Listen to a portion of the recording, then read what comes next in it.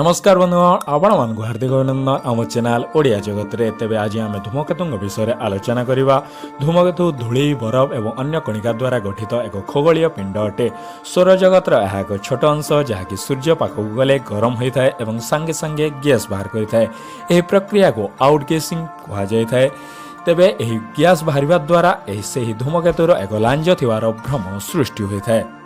तेबे एही धूमकेतु मानक मध्यरु सबुठारु लोकप्रिय व जनाशुना थिबा धूमकेतु होउची हेलिंग धूमकेतु।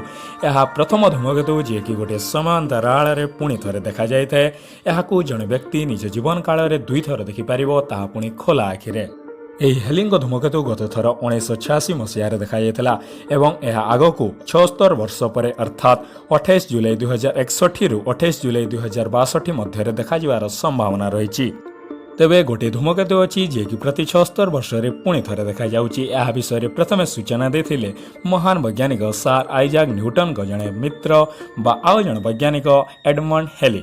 से देखिले जे 1531, 1607 और 1682 मसीह एक धूमकेतु देखा जाइछि एवं से सार आइजाक न्यूटन को गुरुत्वाकर्षण नियम और ग्रहर स्थिति सब आदि सब परीक्षण कर देखिले जे एही मसीह देखा जाइतबा धूमकेतु अलग अलग नुहे बरं गोटे एवं से निजर कैलकुलेशन करी कहले जे 1758 मसीह पुणी यही धूमकेतु देखा।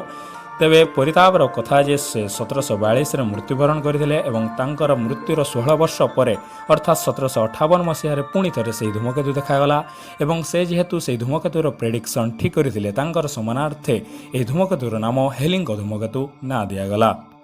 यूरोपियन एजेंसी रिपोर्ट अनुसार यह धूमकेतु को प्रथम थर 239 ख्रीष्टपूर्व देखा पर 466 ख्रीष्टपूर्व पुरातन ग्रीक अधिवासी द्वारा देखा एवं यह 164 ख्रीष्टपूर्व और 87 ख्रीष्टपूर्व बेबिलोनियंस मान द्वारा देखा प्रमाण मिलता है। तेबे एही 76 वर्ष थरे देखाउथुवा धूमकेतु अलग अलग नुहे बरं गोटे धूमकेतु बोली प्रथमे हेली कहिथिले। एही धूमकेतुर डायमेंशन होची 15 किलोमीटर इंटू 8 किलोमीटर। यार मास होची 2.2 into 10 to the power 14 kilogram. यह कम प्रतिफलित होतुवा धूमकेतु।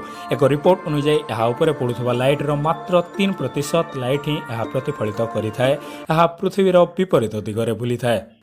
तेबे बहुत बहुत धन्यवाद निज बहुमूल्य समय आमको देइथबारु।